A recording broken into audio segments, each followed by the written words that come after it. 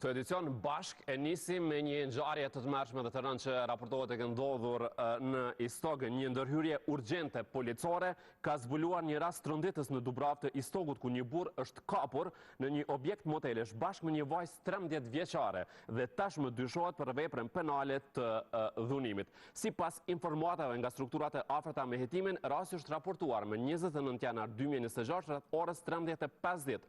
Ku një qytetar ka njoftuar policisë se një person madhor kishte marrë në vetur një të mitur dhe ishin nisur në drejtim të villave në zonën e Dubravës.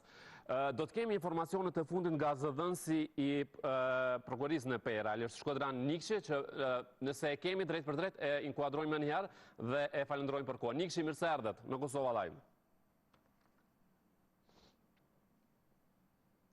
Nikshi, po na dëgjon? Po ju dëgjoj. Faleminderit. Po, se ne nuk po ju dëgjoni. Faleminderit shumë që jeni me ne sot për të folur për këtë rast absolutisht të rëndë dhe shumë të tmerrshëm. Nga informacionet që keni, çfarë ka ndodhur saktësisht? Realisht kjo është rasti i dytë brenda kësaj jave, i cili është si vepër penale dhunimi dhe për fat keq kemi të bëjmë me viktima të ndjeshme. Dhe kryes të kësaj vepre janë madhor, ndërka vdekja ka qenë një rast pak sa më i rëndë, ku në një fshat të komunës së Istogut, policia ka kapur në flagrancë një person i cili dyshohet se ka kryer veprën penale dhunimi ndaj një të miturës. Mes rast në vendin e ngjarjes, përveç policisë së Kosovës, ka dalë edhe prokurori i shtetit, mbrojtësi i viktimave dhe gjitha institucionet tjera relevante të cilët i kanë ofruar mbrojtje viktimës dhe kanë paraqitur kujdes, ndërkaq personi i dyshuar është arrestuar në vendin e ngjarjes dhe me urdhën të prokurorit të shtetit është ndaluar për 48 orë, ndërkaq prokurori i shtetit aktualisht është duke përpiluar kërkesën për caktimin e masës para burgimit.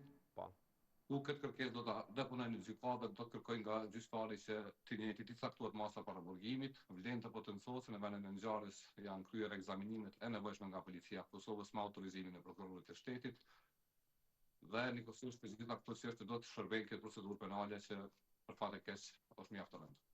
Absolutisht e rëndë dhe shumë e ndihshme dhe kam parasysh që edhe informacionet tuaja mund të jenë shumë të mangëta, sidomos në këtë moment. E mirë kuptoj këtë, por të paktën nga këto informacione, siç u tha, domethënë ka raportuar fillimisht një qytetar dhe thuhet po ashtu që e mitura është intervistuar pikërisht me masa të posaçme mbrojtëse. Nëse mund të dim çfarë është thënë nga e mitura, sepse natyrisht nga personi tjetër nuk ka fare rëndësi se çka thotë në këtë pikë dhe për këtë ngjarje.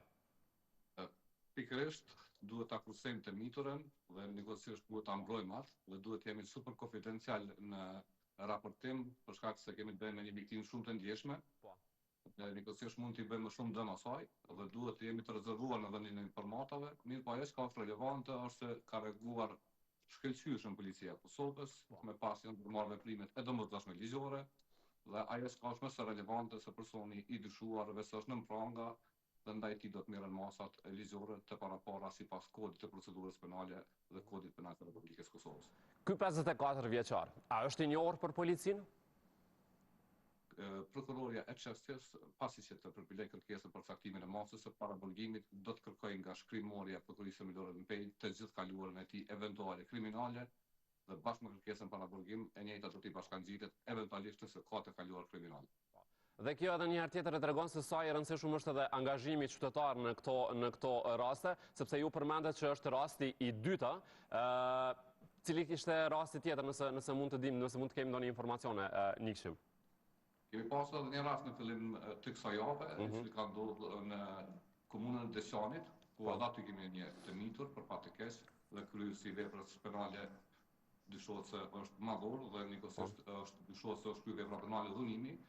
Dhe në atë rast kemi pasur reagim ligjor, fillimisht policia e Kosovës më pas prokurori i shtetit, ndërkohë edhe zinxhiri tash që ka se rezulton mes prokurorisë dhe gjykatës i ka caktuar masën e paraburgimit.